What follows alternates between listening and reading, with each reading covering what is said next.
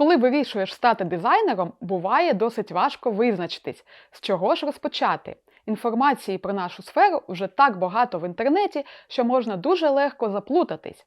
Тож давай розберемо по поличках, як оволодіти цією професією.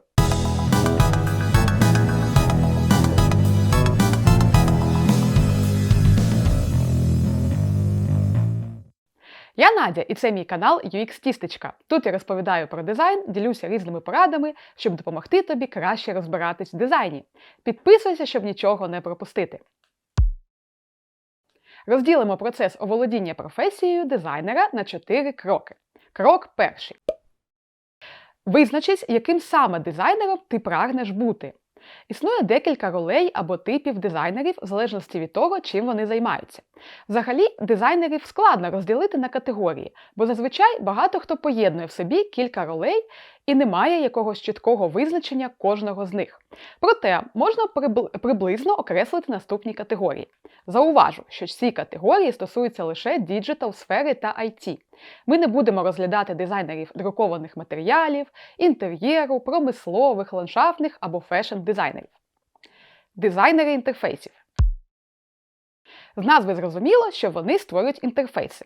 Це не обов'язковий інтерфейс, що ми бачимо на комп'ютері або телефоні. Наприклад, смарт-годинник, телевізор, посттермінал в кафе чи кіоск в аеропорту та банкомат – це все теж інтерфейси. Проте найчастіше дизайнер інтерфейсу працює все ж з мобільними або веб-додатками. Через особливості операційних систем Android та iOS дизайн мобільних додатків – це радше окремий напрямок. Дизайнерів інтерфейсів також називають UX, UI/UX або продакт-дизайнерами. Про різницю між продакт та UX-дизайнерами дивись у моєму відео отут. Графічний дизайнер. Займається візуальним стилем компаній, брендінгом, створенням логотипів, маркетинговими матеріалами, ілюстрацій, візуального контенту для медіа, банерів, реклами та презентацій. Дизайнери сайтів. Їх також називають веб або теж UI/UX-дизайнерами, бо сайт – це теж, по суті, інтерфейс. Теж можна розділити на підкатегорії. Наприклад, дизайнер в e-commerce робить дизайн інтернет-магазинів. Маркетингові дизайнери. Це зазвичай поєднання того, що робить графічний дизайнер та дизайнер сайтів по типу лендінгів. Маркетингові дизайнери фокусуються на маркетингових цілях. Вони теж можуть потребувати створення сайтів, лендінгів, дизайн імейлів, презентацій, візуальних матеріалів тощо. Моушн-дизайнери або дизайнери анімацій. Створюють анімаційні відео, допомагають з анімацією для сайтів, інтерфейсів та брендінгу. Це насправді далеко не весь список. Існуючі дизайнери доповненої реальності, 3D-графіки, гейм-дизайнери, ілюстратори та інші. Напиши в коментах, кого я пропустила. Обери те, що тобі більше до душі. В майбутньому, звісно, можна змінити напрямок професії, якщо тебе щось зацікавить більше. Крок другий. Переходимо до хард-скілів. Хард-скіли – це взагалі все, чому можна навчитись та легко це підтвердити. Ти або вмієш це робити, або ні. В нашому випадку це вивчення інструментарію, в залежності від обраної професії. Якщо це UI, UX, продакт, веб або маркетинг-дизайн, твій інструмент – це, як правило, Figma.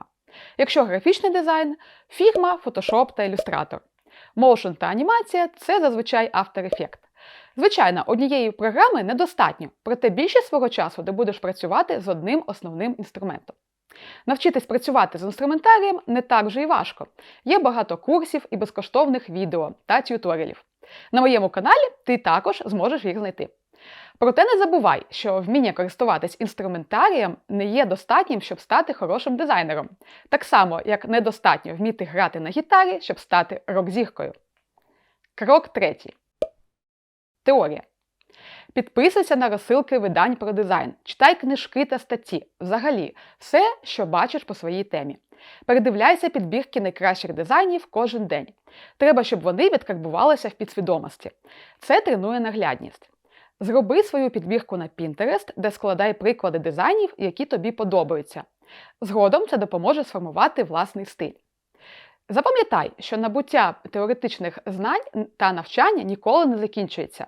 Наша робота, як і будь-яка робота в IT-середовищі, зав'язана на інноваціях, постійних змінах та удосконаленнях. Будь готовий до того, що вчитися доведеться постійно, щоб встигати за розвитком нашої сфери.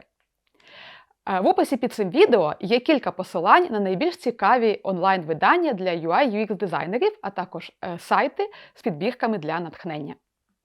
Крок 4. Практика. Найкращий метод навчитись малювати крутий дизайн – це перемальовувати приклади інтерфейсів, які тобі подобаються, навіть якщо це трохи нудно. Це також корисно для опанування інструментом. Згодом ти зможеш робити це швидко та перейти до створення власного дизайну. Зроби сторінку на Dribbble та Behance та почни будувати своє портфоліо.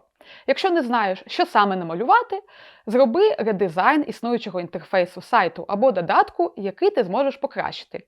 Придумай свій продукт та розроби для нього дизайн. Запропонуй свої послуги знайомим та друзям. Бонуси. Окрім власне професійних навичок, прокачуй англійську мову. Знання мови буде величезним плюсом при співбесіді на роботу в IT-компанії. Крім того, ти зможеш читати статті про дизайн мови оригіналу та збільшити кругозор в своїй сфері. В професійному розвитку дуже допомагають ментори, тобто люди з досвідом, які можуть дати корисні поради та відповісти на будь-які питання по професії. В описі під цим відео ти знайдеш посилання на сторінку Projector Mentorship Platform, де можна замовити сесію з ментором за донат на допомогу нашій армії. Якщо в тебе виникли якісь питання, пиши їх у коментах. Підписуйся на мій канал, жми на колокольчик, щоб нічого не пропустити.